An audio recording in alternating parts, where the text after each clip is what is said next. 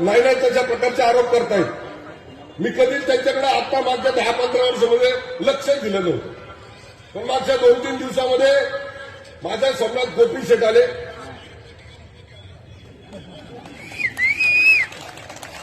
मला गोपी शेठ म्हणले, अरे किती दिवस गप्प बसणार, किती दिवस गप्प बसणार।